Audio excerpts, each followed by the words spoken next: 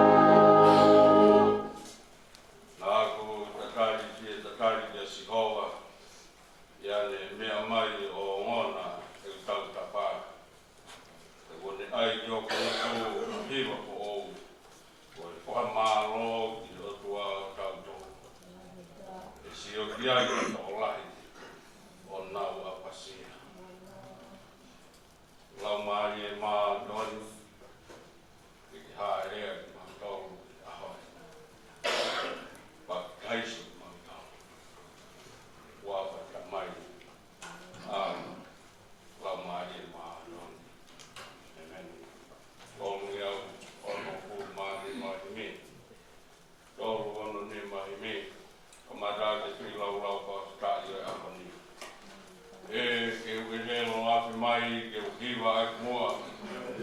Ai alofa ku fai maaku e o tua.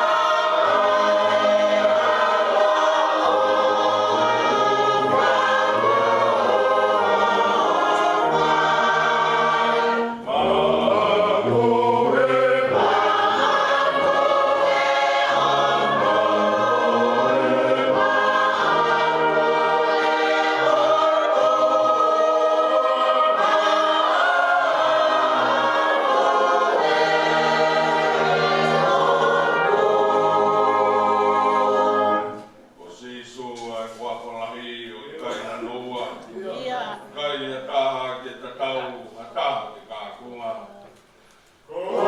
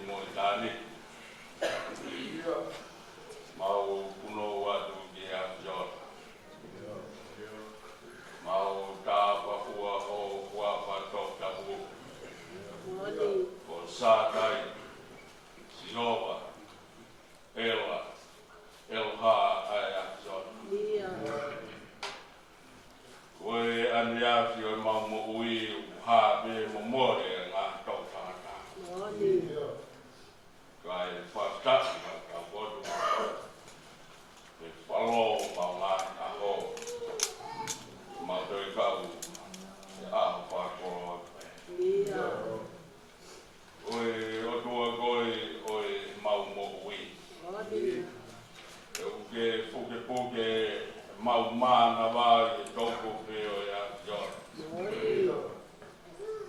Mai go mau ngā taho mau mo ui o ku hana me tā pakai na ka ko mau rau tā puaki o wha ke a neu me mau mo ui e ko koe o ke puke ke mau mana wā mono ngata koe a rifa o meka ai a fiona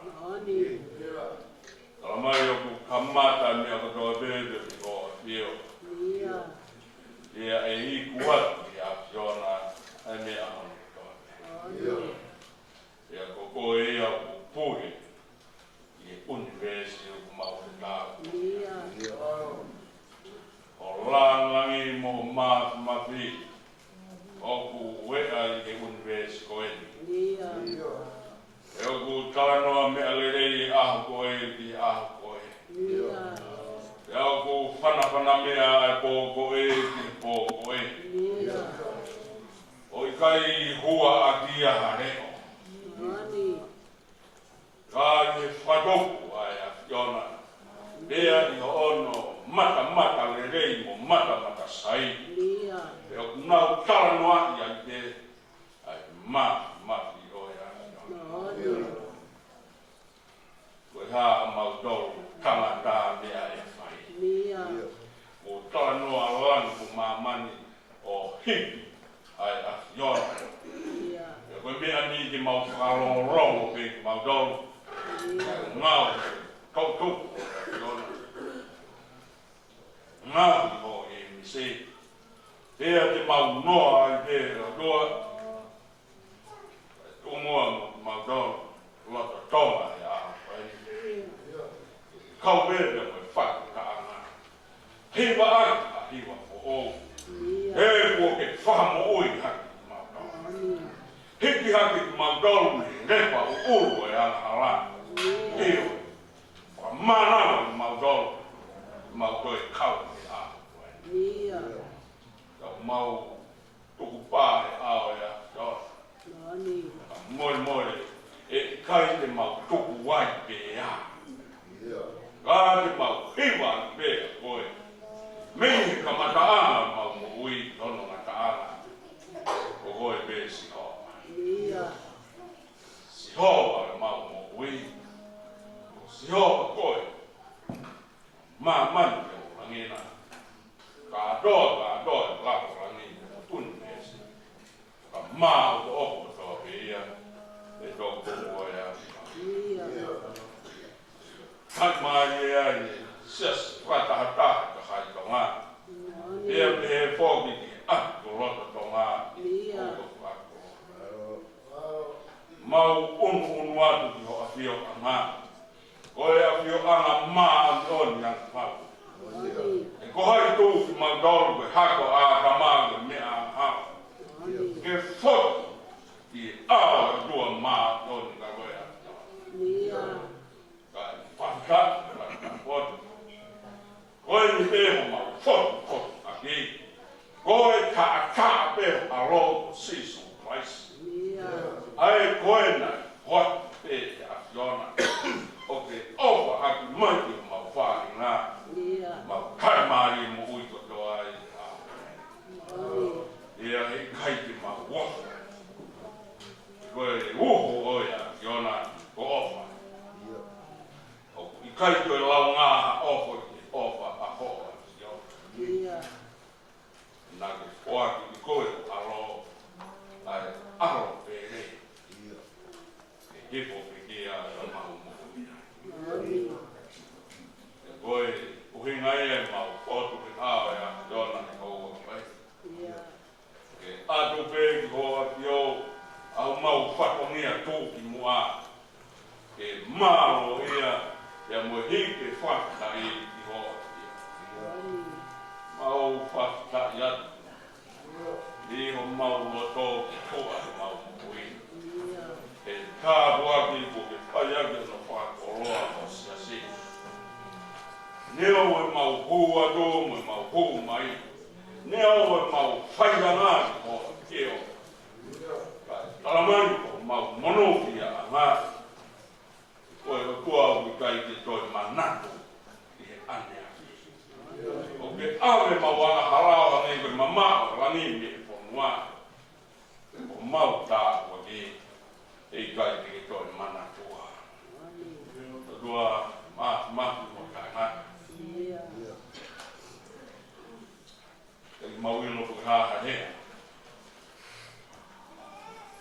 Wow, there, Lava Ning. Faiva, foot, the over field. Full offer, whole foul, the head, the yard. Un night, my dog, Siasi. Che fa mo niat ya yona. Ko de o mau fa mo ya. Oi o mau pare toina. Io ko de fare ho fa ma. Ko de mau ma. O hai de mau che ya. Ko e fare mau mo ui. O hai de mau mana va he ya. Ube moa ke whai ore wai a koe. Hei, neo mai e koe ha. Hala, hake mo uma hifo te rea, whai a. Kau te mus a me wofuru maa tolo ke swa. Lala ke kate. Neo mai whai na ka a. Goho a kau mo toa toko. Whapi mai e mako. Mau whamoa nyati ho tio. I kai ki mau malawa ki mau toka mea. E kai ki mau lawa ki maru ki mau toka. Kau mehe kau kupu whamoa i a fiona. Kau kupu ala mai ki ho a fio. Hoia beo mau moa i a ngā. Hoia beo.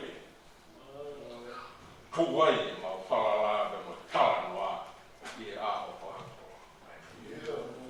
Tāo mau ui me mau un mai i aho koe. Mau kau e koe mori, kau kangata koe. Koe whe unuki a pe ai hui moa. E ho mai manawa i wā. Ea ne tāka naki ki mau tolo whakahoko hoko ai. Iro ai mau tolo. Koe tangata mea wai.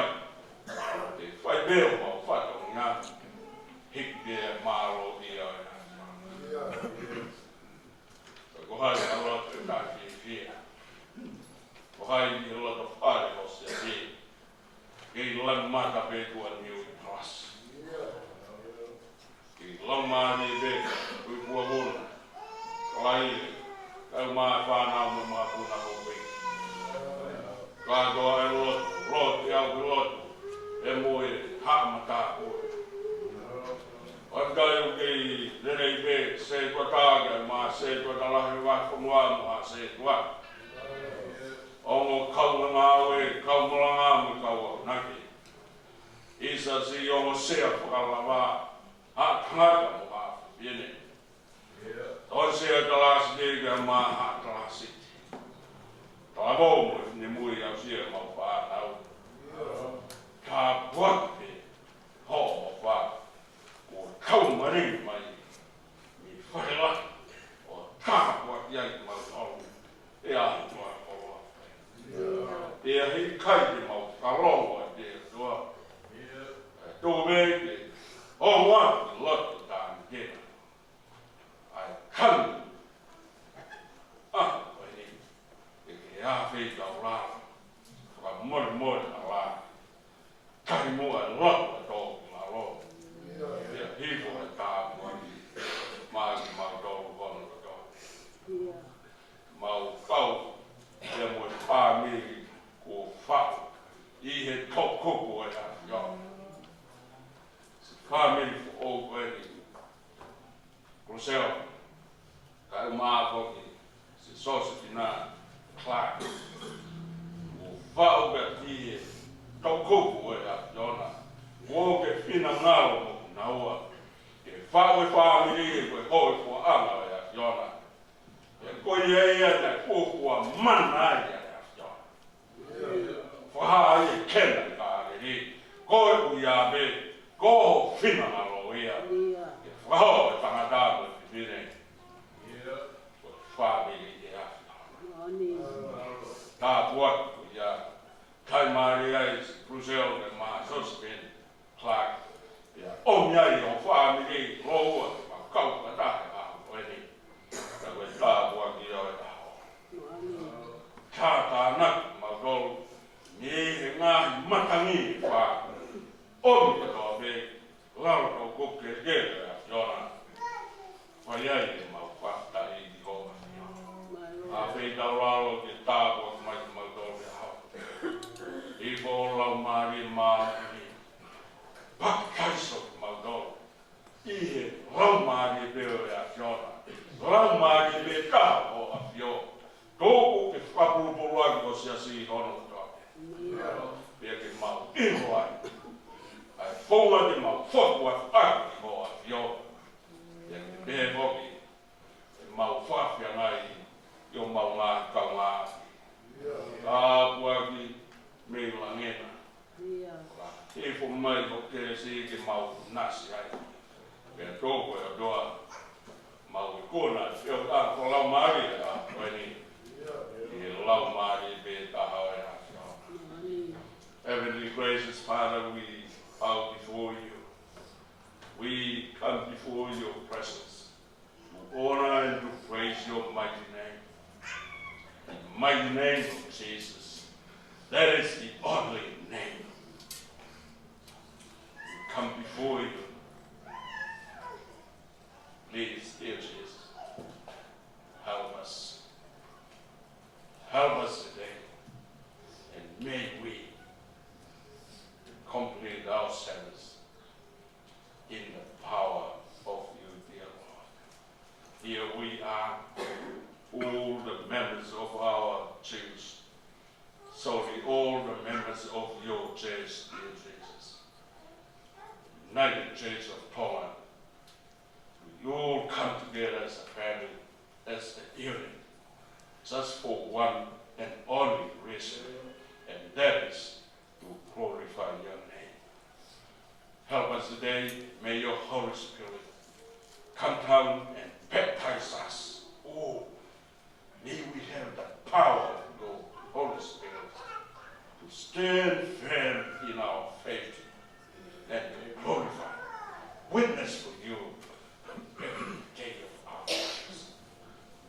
We thank you for this new couple, Kruzel and Josehi and Clarke, to choose this time of their life to come and join us at church in worshiping the Lord Jesus.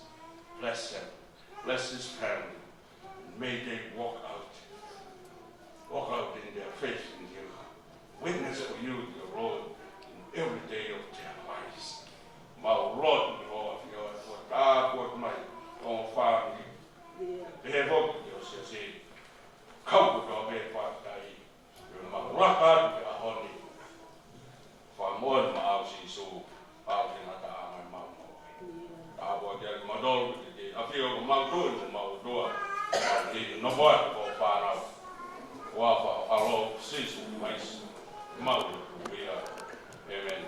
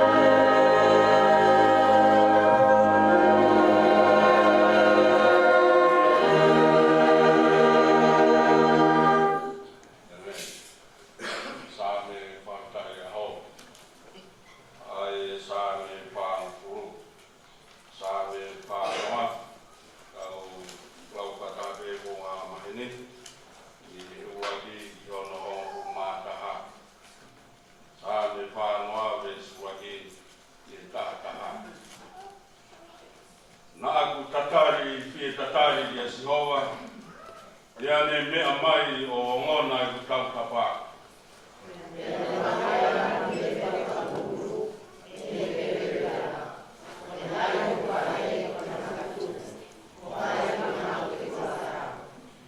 Ea kone ai ki hoku ngutu hahiwa po o. Ko e whakamaro ki he otua o tau toru. E sio ki ai ha tokolahi o nau apasia. Pea e tō e nau whalala I e siho.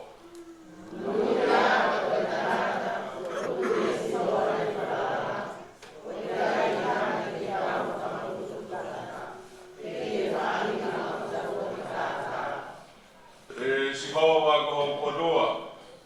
Wo ke whakarahi o ngā ue mana. Mo ngā he whakakau maho mau whahinga. O kui kai lawa o no whau hoko atu. Ka neu fie whakaha mo a au. O kua kou I e mawhai ke lau.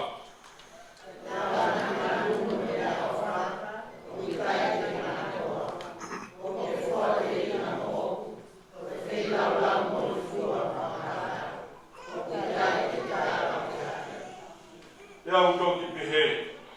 Wa weni ko ha. I e takaina tohi ko tohi mo o ku.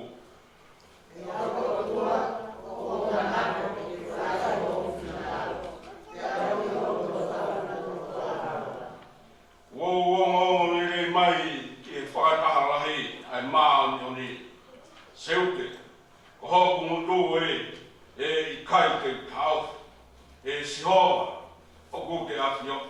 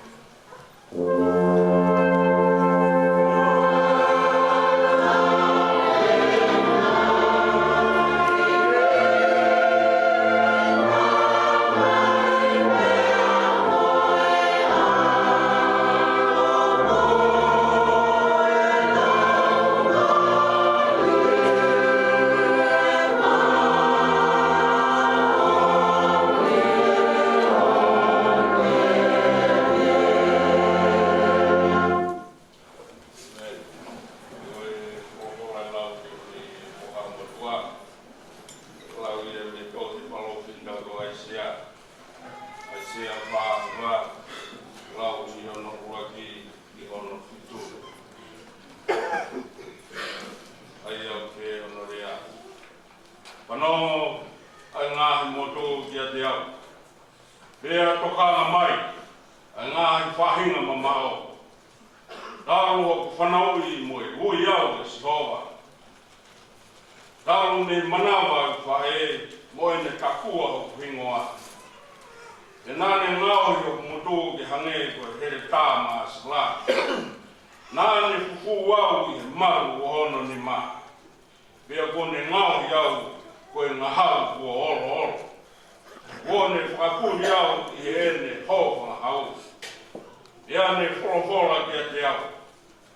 Koe ku sewani te koe se Israeli. A koe o ko tōwai e ku whakaofo o whā. Kau pehe e au, wō whakaosi anoa. Ko osi ku mārohi e koto nge esi moi muna. Ka neo moia. Ka ko e ku totonu o ia sitowa. Pea ko ku ngā koe o ku hoku o tuwape. Ka o ku whorofora mai ene a sitowa. Ai ene ne ngā iau kau ku whanau I. Ke hoko koe ne se wāni te. Ke whakakokia se kopi te te ia. Ke whaia ke tānaki o Israeli kia te ia. E ko hārangangi te sitowa. Ke hoko o tuwape. Ko ne hoko māro hinga. Ia ne whorofora mai. Ko hoko koe ku se wāni te. E toi whakatoa ngā matakai o se kope. Pea ke whakafoki ai koe ngā tauho Israeli. Koe mea se ia. Ka te toku koe koe mama ke ngā kule anga. E hoko koe whangu I anga o wau ke ngata anga o mama ne. Koe wholowholaene asi ko mā. Koe koe ni o Israeli. Mohono tāku kā. Ia teia ku tāko kai ene mo ui. Ia teia ku whakariria ki ai kakai. I se wāniti koe kaupure. E sio ki ai e ani topi. O nau kouki o ronga, ani hopo iki, o nau pohifo I hono ao. Te ria si hopa, hono kone pai ki ene rea. Te ria kau kapa o Israeli, he kone whiri koe. Amen. Whenga maari e wini, pai ti wā, ka mai kau ti wā, whahatau hiko, whahatau hiko.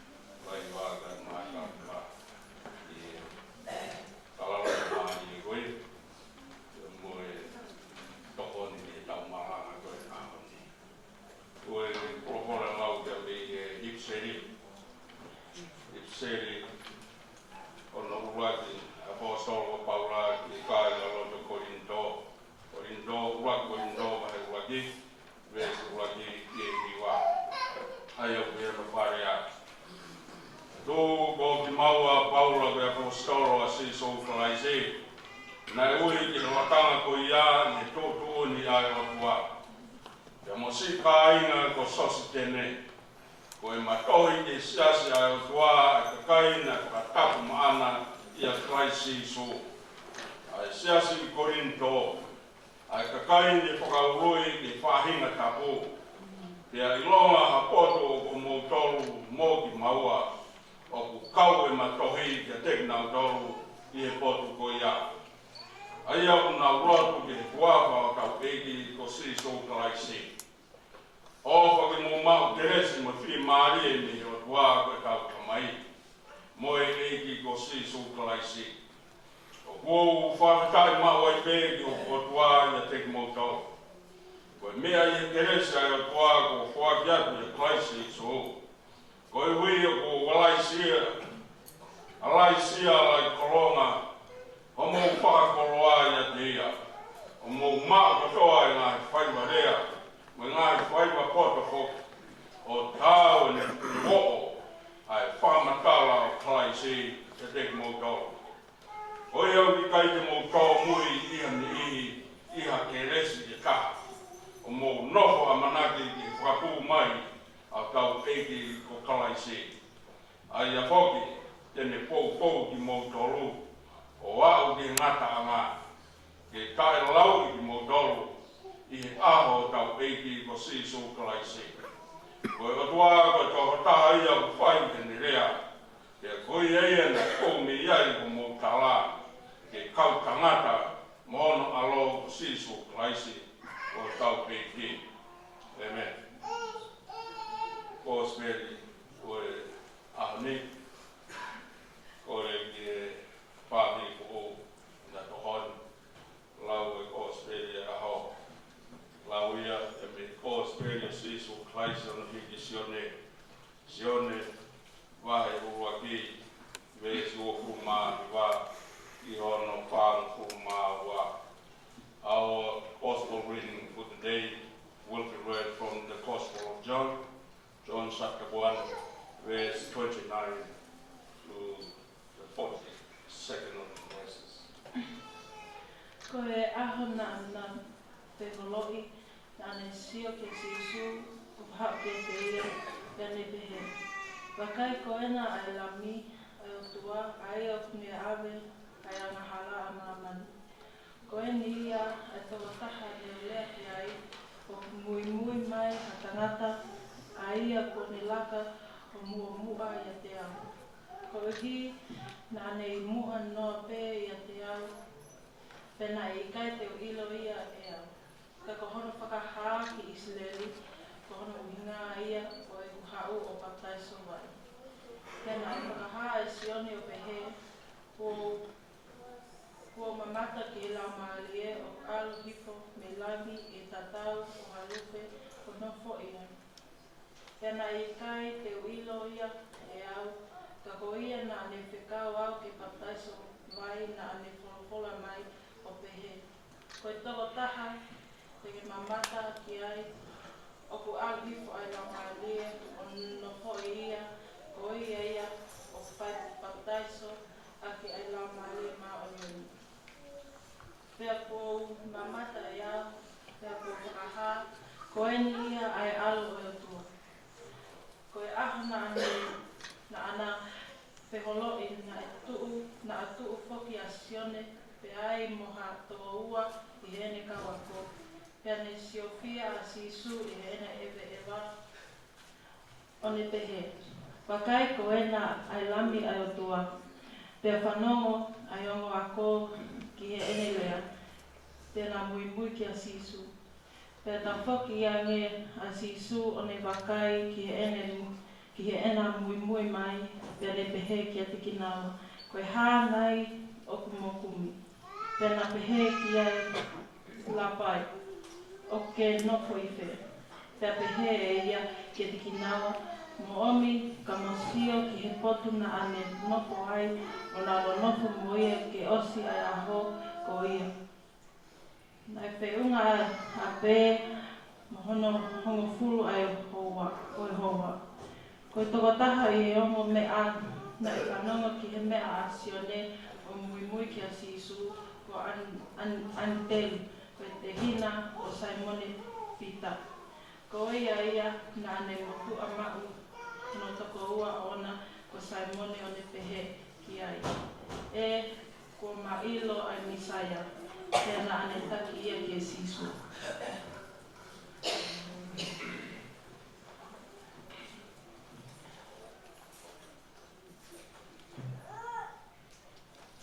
John testifies about Jesus. The next day John saw Jesus coming towards him and said, "Look at the Lamb of God, who takes away the sin of the world. This is the one I meant when I said, a man who comes after me has surpassed me, because he was before me. I myself did not know him, but the reason I came baptizing with water was that he might be revealed to Israel."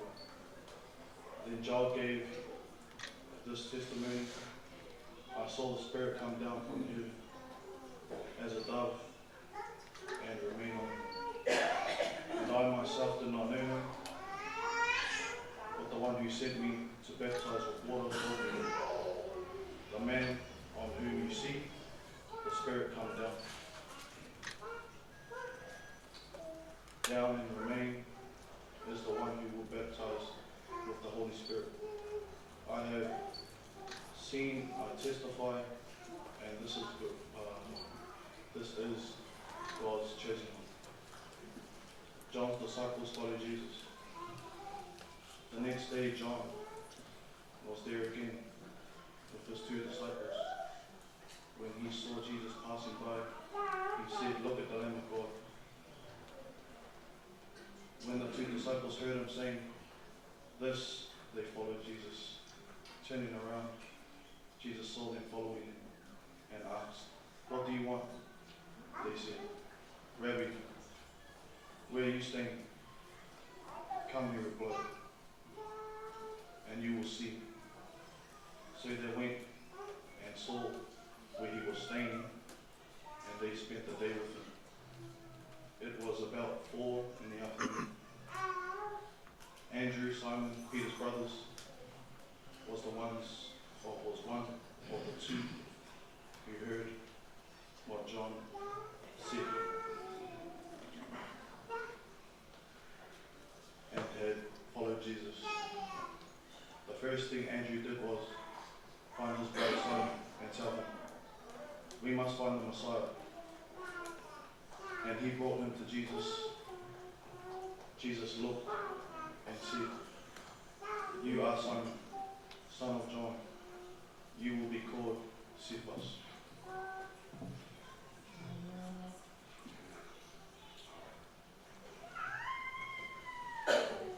Kimi ono wa o ka ya ki ta so hi. Ni mangyao pa ko ma pa ni. Ma o ya to ha ma ko ai na ma o ka mai. Hala ni ko wa yo ka o ke de. Ah mo se ba ni de.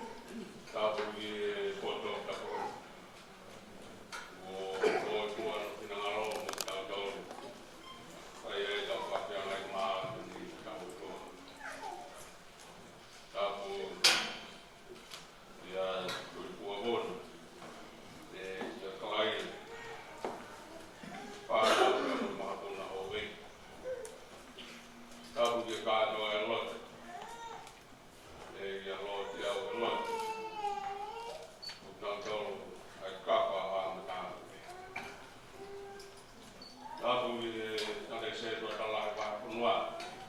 Se tua tau koro. Tau maha se tua. Tapu ki o kaunga ngāwe. Kau malanga au kau akanaki. E kau talabong kau tinimui. E kau whanau.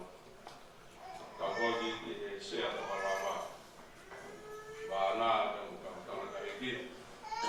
E hoki. Welcome to and was my one fire. Tapu ki hoa ko se maroro. E ki hoa ko paisu kau.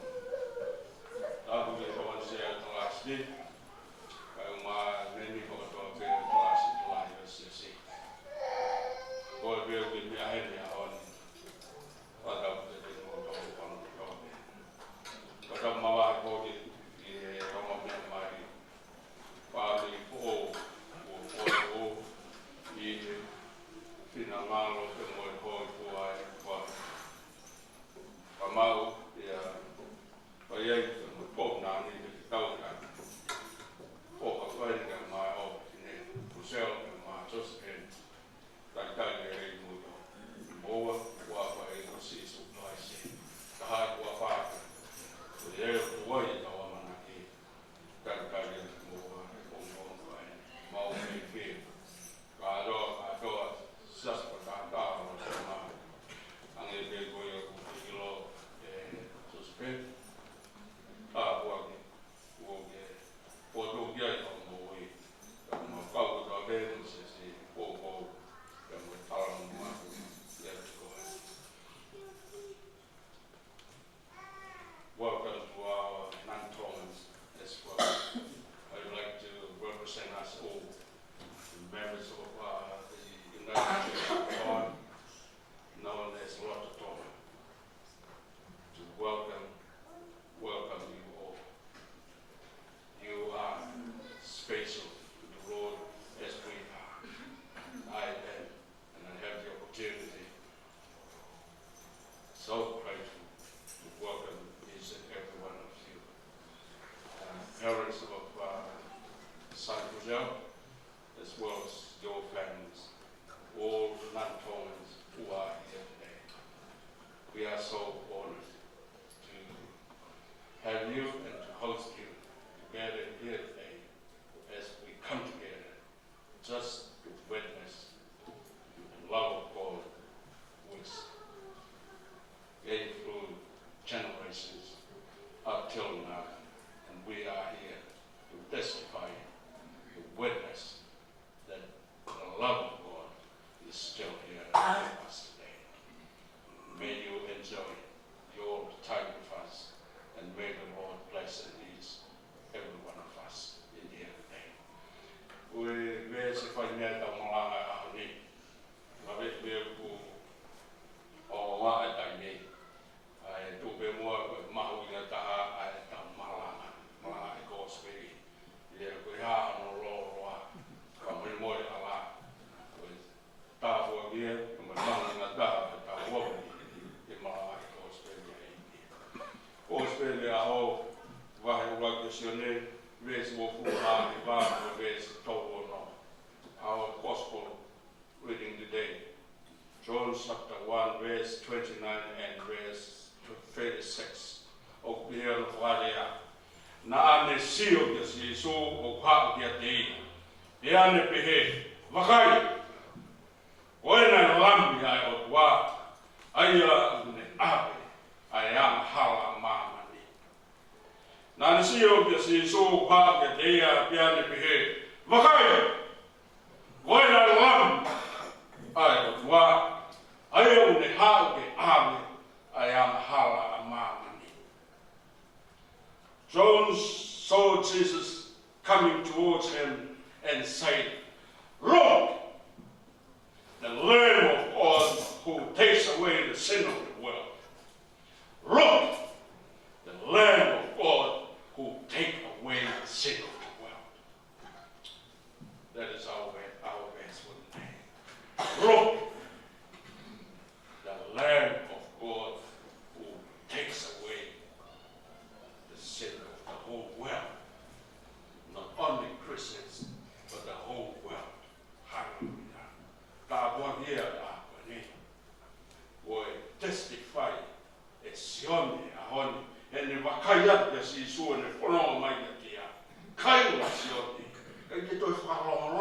pe whanawhana, pe talanoa, wholehearted out. He yelled out his life. Look at him. Koena whamoe, koena lami, aia. Aia hala mama ni hono toake. Ia nai hono. Everybody around John, they all hear it. They heard it. They hear his voice. Hard, very powerful voice, very loud. John testified. Look at him. He is the one. He has come to take away our sins. Oh, everyone, our sins. Praise the Lord. Witness of John. Here, if the young I cause very on the top. Ta what the young I cause very far. The good behavior they got if I'm on the son the hour. We are now me a topic. We are me a cause very nice. Come over going to cause very topic. About the clans on it. Go from away in the market. I'm a halamani on the top. So the young I cause very far. Car will get out. Ah, when we cause very, I ain't you see so nice. Kavena,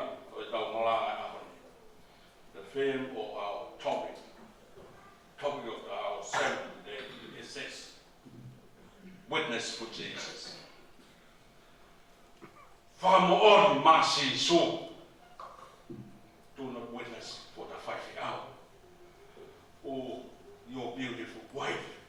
Or your husband, or everyone, witness for Jesus. Famon masi so ea. Ano Maria. Wahaya da sio. Amago hi. Fe horobi aho. Hi kone aho e fa fu si so go i toafa. Ono ahi ai e te ro. After 40 years in the desert, Jesus came back. Because Sion boy Sion the good for money so kind of like Sion between that 40 days, while Jesus was out there in the desert, me went na hoko be Sion. No voice on the rock. Kia be go ha ni me ai fai, be go ha uhinga ni hoko mai, be ha ya kakai ya de pa kaiso. No voice on the rock going to go ha and the me go fai. What is he going to tell everyone? When me and not for Amanak, within the 40 days, he was meditated himself. What am I going to do? What will I have to say? Until he saw Jesus. When he saw Jesus, straight away,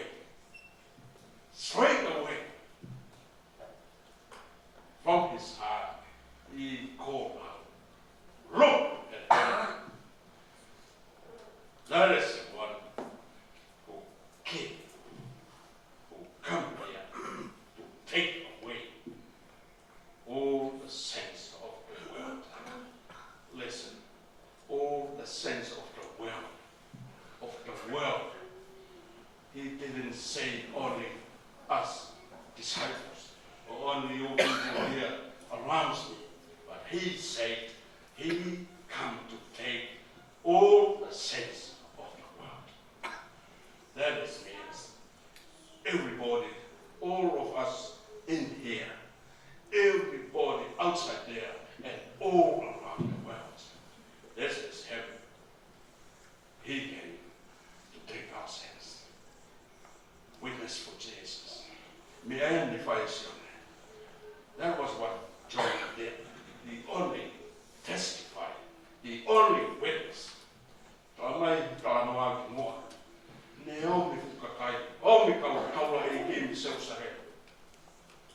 They all came and asked him to see and to find out who John was, John the Baptist. When they came asking, John said, I am not the Messiah. I am not the Christ. He will come. I am not. You know what? People, many times,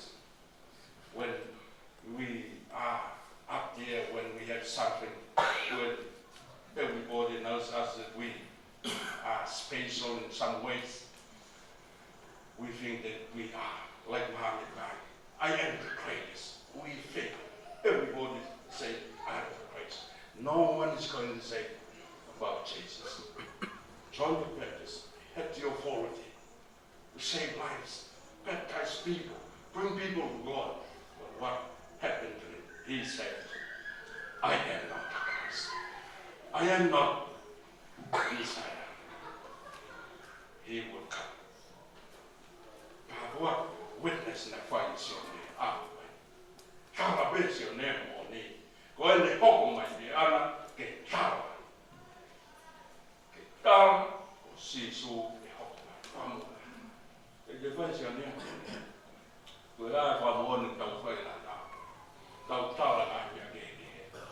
Talangan niya mo on, hindi mo nga niya aloy, hindi mo nga niya tayo mahina, o fay tawtol, mati ako tala. Di mauye awan ni tawang elusyon eh. Taha mati, point everybody to Jesus. Witness to Jesus, that was what John said. And he did, just point. Everybody comes, there he is. He's our Savior, dear Jesus. Get Talas your name, a fight. If you mauye awan, ta buat ke kamu, yang berfaham tahu,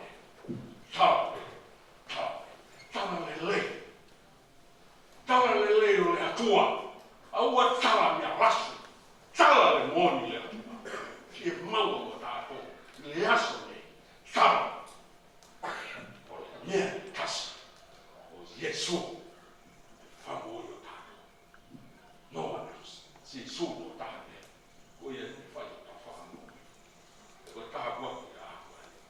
Ano pasami pasami of kahiki. Tala pasami o si hova con hiki hagiau mi kele pulu mo pele pela. Hiki hagiau me guarahala. Pero me be o kahopa du ko sioba be. Koia be o famui anga be koia ia o ne fa hare o ko mudu. Ke viva every time of my life. Ange ko tala lo tala na mo viva. Hiva be, until we pass away. That is how we have witness to Jesus.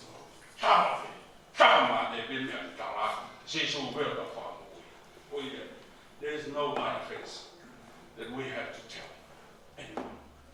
We have witnessed only to Jesus, our Savior.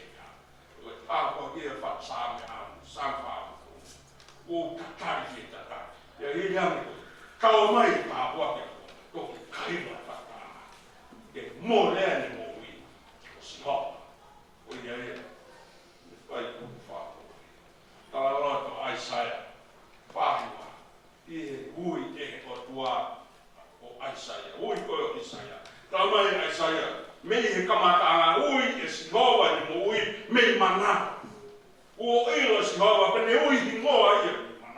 Mai dia hon kaya saya, kau kau mai, kau si suat kamu mana? Dia yang ni witness for Jesus. Tell everybody about the good news of Jesus. Dia tahu. Kalau me kaman Allah we hear us from the beginning of his life, Isaiah's life, from the beginning to the end. All he was saying, Jesus is our Savior. None other things, no other things. Only testifying about Jesus as our personal Savior. Witness for Jesus. Kau Fktahataha, kau testimony, that kau tahu, faham oni, masih. Wherever we may be, ingau anga, iako, ihapeyope, Siasi. Tapi me tahu Jesus is our Savior. Dia aku tahu Paula. Via Paula que cai na lobi Corinto. Ene vakaya senau fon de Roma animal. E kai goia ka tahu mena nau kau tanga no Jesus Christ. Famone apostolo. Di cai na lobi Corinto. They were all together, witness together to the name of Jesus. All come as a unit, as a family. Il na don kama debe tawa. Kau tanga si su. Tawa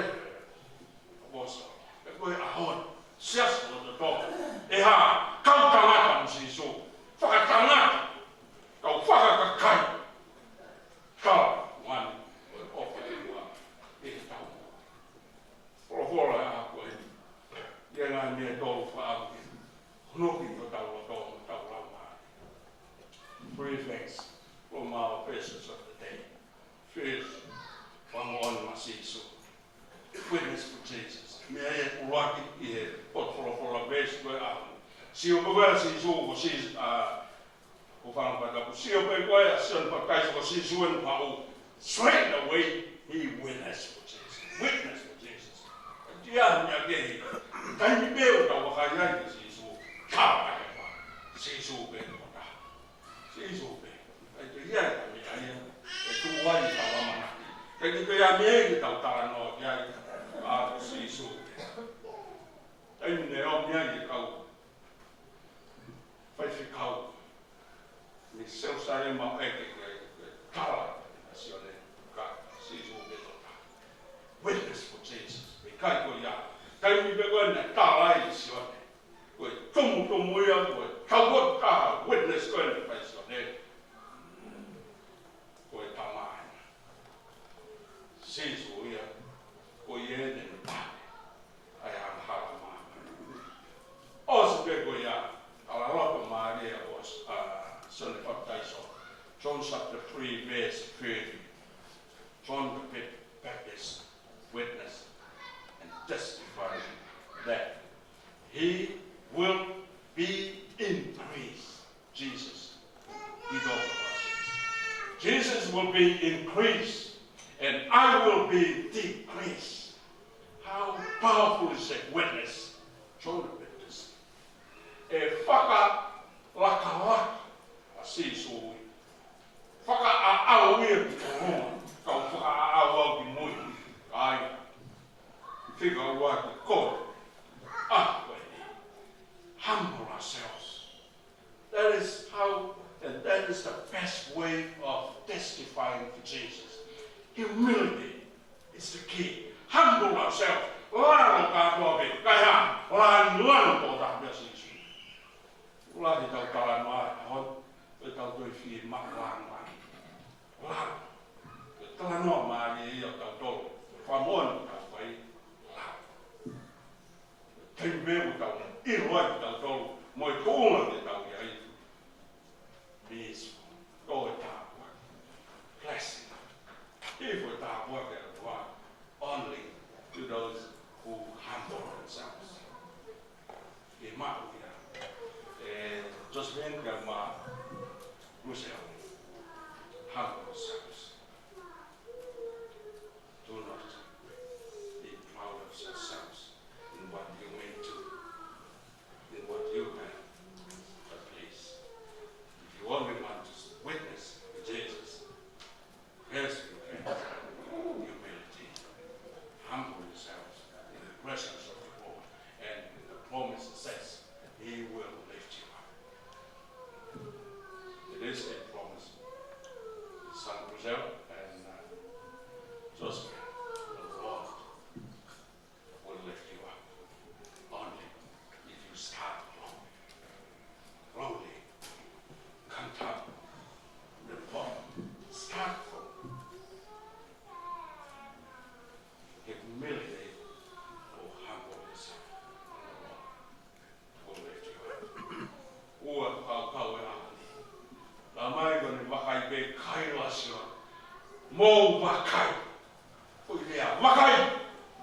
Koi wakai kai. O kuiai whakau kau koe. Katoa te tokanga ata mai. Mfofo. Mo e whanau. Katoa all the senses come together. Whanau. Mō wakai. Sino. Ue wakai. I ma tau tau mia kai. Ke tau wakaya. Katoa mo ui roto ru. Whao ko toi whamaa ko whaia ke tau wakaya. Toko lai. Kupange koe maule koe mi ewa. Sio noa pe. Koe sio atu pe te amai pe se tua tatala whatongia o pe koe ya o se. Pe mantu ye koe sio noa pe. O ki kai whi maa sio noa he o me whamoa nea sisu. Whi maa mea ki sio kāroa. Ie ki rea I he loto whare ko haa whawhine. O nau whare aku whanga pehe whata. Nau pehe pa kua koe whangilea koe sio taa. Sio taa. Koe whakakau ia o sio koe inga kia i e koko. Ko e sio e tāna ki mai mo mea kau te sio kia. Kau te whine. Lota tonga. Whine maa sio taaki. Kau i kai to taaki mai koui. Taaki me nei. Oi, wa koia e mea ki kawa. E lau i tau ki sio taaki le lea kua ni. Upanga kua tapu. Whine maa lota tonga. Sio ati. O maa whalau maa. Kānaki koto. Ie ni. Wahai koe kia siao la tapu mo ia. O mohi. O ni whaatala noa koe he whaika. O wai whotua ke siao la koe mea e nai whaataha ke Siasi kia. Mea ne toki no koe whamatala ke mea tohon sia o hai ka. Kama he se tua kai mo se tua talahi muna. Ne ke ia whaataha be e Siasi. Ka koe ha sio taaki. Na e sio si aola ia ben puke mai ponoa. Fi ma taudoro se ase ka whamon mai. Ie di tuku waki ko look sharp. Fi ma ke look sharp e tampo. Temu ka witness ia ki he onu. Pahawe ki lea ia tuku waki ke Faiva ko television. Kau fi ma uia e kakai of witness for Jesus. People witness and testify to Jesus. They have to be looked sharp. Masih. Kakaya ke mak faham masih. Because we are last point of our message today is this. Go and tell. Dan go was jij tahu. See you, look and tell. Come. Look and tell. Ko me si be a. Ia ni fufu i na to. Ka bo ni bo pa ka na to. Fufu ai be ia fono ai be no family ka ki to vai a do ki ka ma fono. Ai ta bo ko ni a si. Ia ni tama fisherman. There was a fisherman. He went out and he found a hole that always plenty fish in there. He caught his fish, went home, enjoyed with his family, and next time around he came, take some more fish. Every time he came home, he didn't tell anyone. Ramai tohon share class di manako e tokai. Kama fisherman alma be tokai. But he did invite me. Ramai tohon share about if he Tamata, if you're fishing, come with me. Witness. When you have something, tell everybody, tell everybody. Mea mai vāna, au Siasi, ui kāku rahi pe. Koe ke u maua vāna tapu mo, koe ke u lamu rai noa e kāku wā oikumbi, e ua koe ke mau tau māna. Ui ka koe ne hamu Siasi.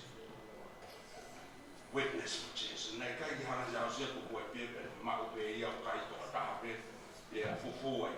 Ka kai koe mai ai jau si, o ko taha no ai ka mo tolu koe, ni moi ka kai ke, ai fu i ka. Witness! I mau ka mo. Ka malo ki taha kai ka. Ko sia, tell everybody about that fish. I mau Siasi. Ka no witness for Jesus. Ka koe and where we come see all the things. God, you know what we and tell everybody. I rather not at all the other way. You know, I'll be see one get my car. And they go, see on it, yeah, tell everybody. Oh, you are going to have to see so now be enough for him.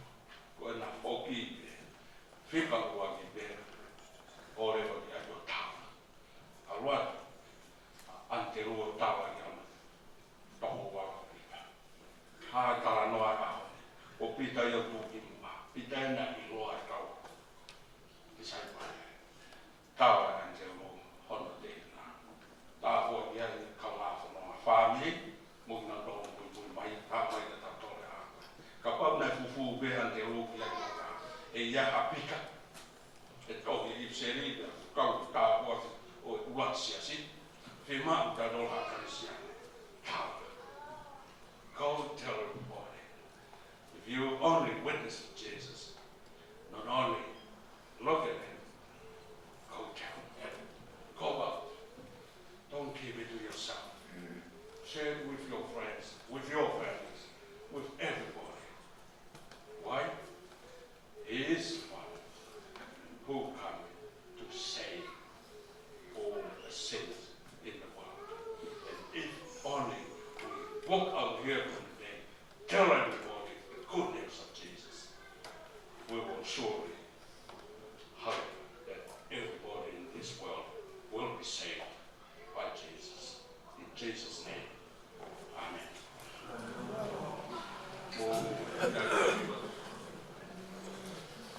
Se so na le tukuatu, o na kau pai kau, pai fotu me ai misnai lawa.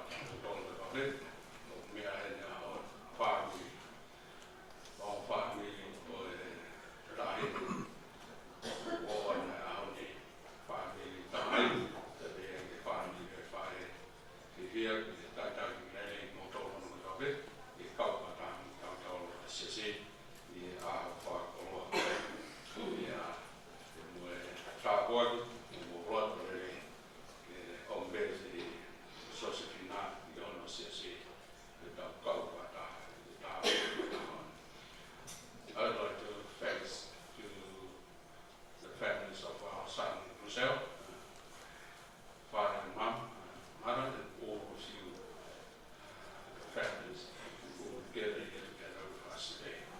We are honored and we are so glad to have you and to be with us. It's a blessing to the church as well to us individually. Thank you for your time. And maybe you may be asked, why Sunday, why First Sunday? But to let you know, to yourself and your family, every first Sunday after the wedding, or after the Tom wedding, we have to present the newlywed couple to the Lord and let the Lord bless them. And that is what we are here first Sunday of their journey in marriage. We brought them in here just to give their life to the Lord. And from there, they will go out witness for Jesus. Kruzel and third, this is our message for today. Go out, witness for Jesus. Not for money, because he got this business, or not for anyone else. Witness for Jesus. We are power, we don't go away out, but all masses.